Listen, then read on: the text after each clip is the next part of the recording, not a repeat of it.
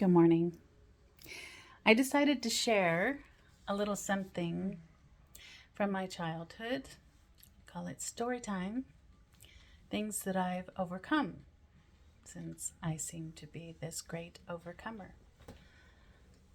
Um, so when I was a toddler, 3, maybe 4, my mother and father and all my siblings decided it was a good idea to put me through a seance at my Aunt Jenny and Uncle Morris's house. Now, a lot of you might not know what a seance is.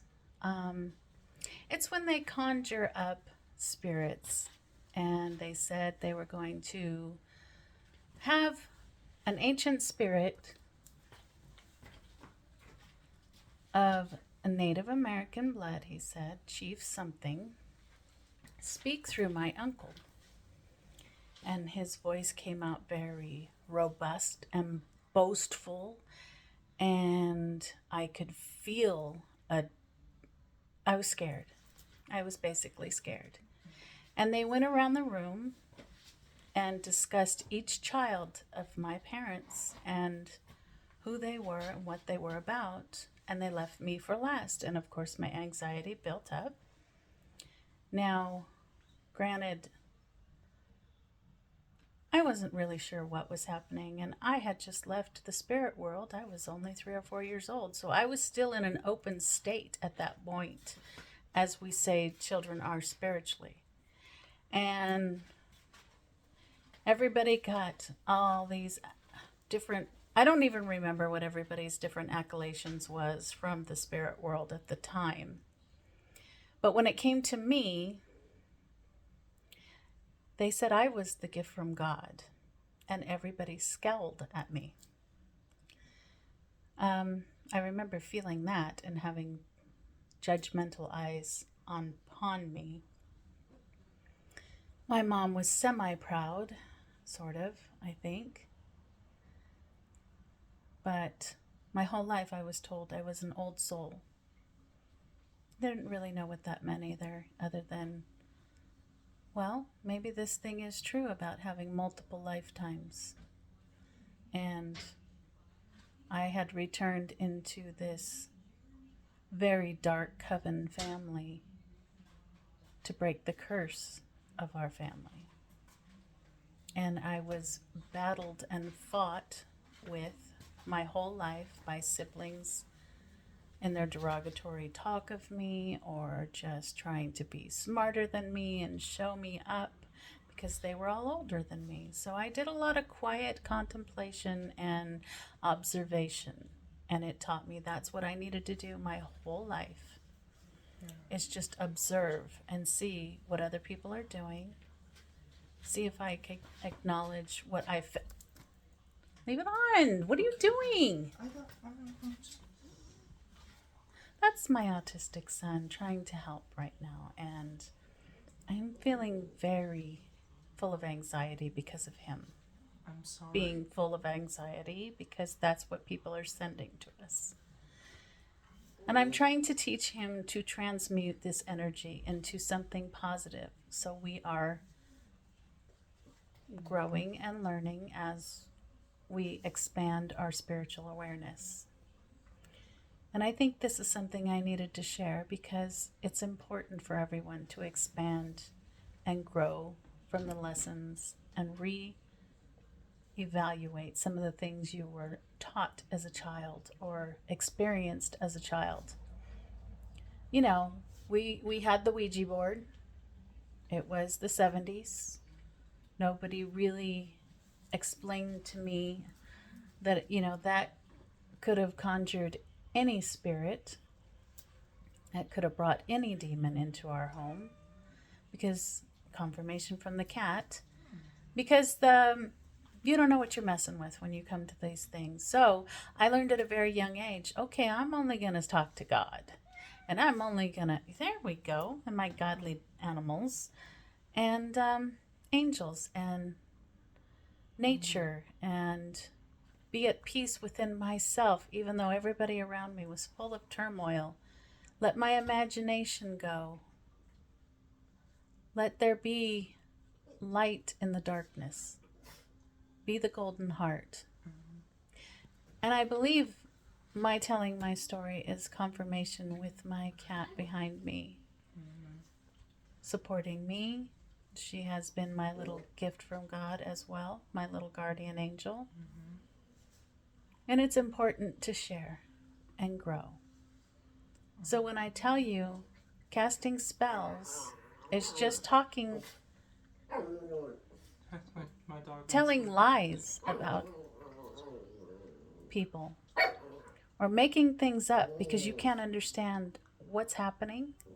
So you project your own self onto them.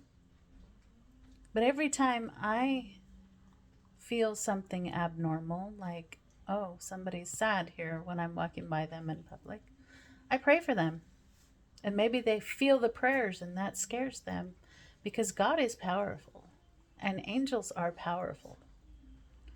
And I have a. So, this is why I have denounced my family, because they have chosen not to give people the benefit of the doubt. They've judged. They've not.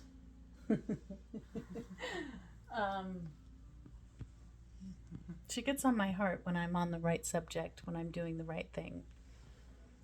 And she's purring. So I know I'm doing the right thing. I know being kind to others and supporting others and being a blessing in somebody's day instead of a curse has been my whole objective my whole life.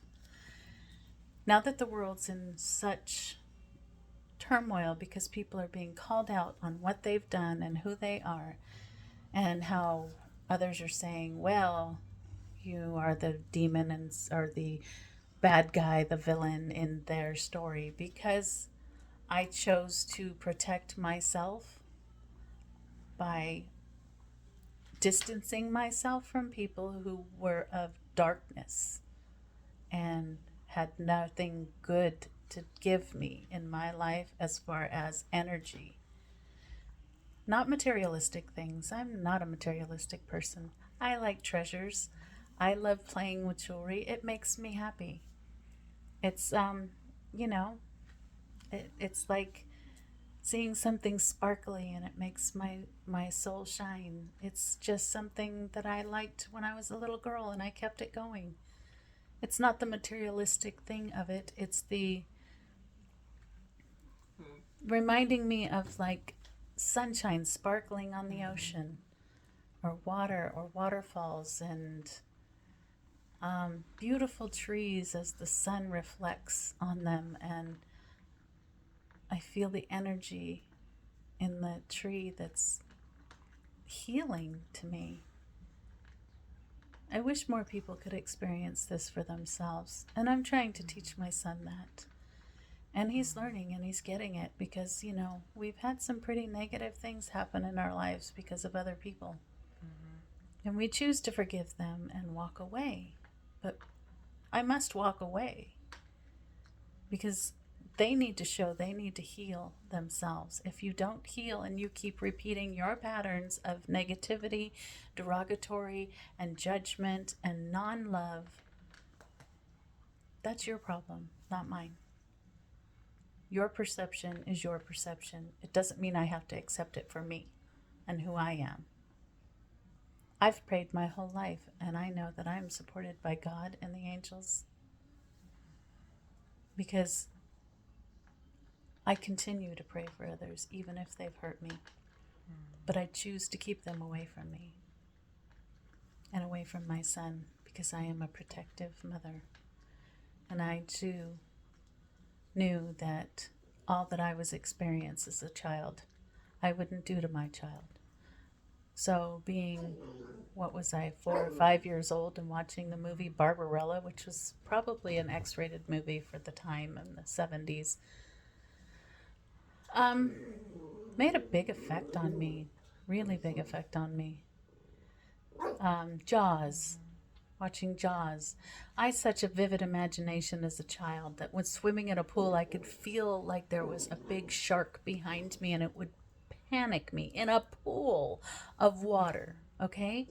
These are the things that your psychosis happens within children, and you need to protect them from the exposure of certain things. So for the longest time, all I ever did for my son when he was little was introduce him to music and silly cartoons that were non-violent and peaceful, and Cat in the Hat type, or what was your Felix the Cat. I got my son hooked on Felix the Cat as a toddler, this magic bag of tricks, and I still believe in magic and miracles and God and love, and I hope that the world opens up their hearts to do the same. Believe in God, believe in love, believe in miracles, believe everything is possible if you keep balanced within you through the good and evil that happens through your days and nights, every day. Stay focused on what's good. What can I do right today?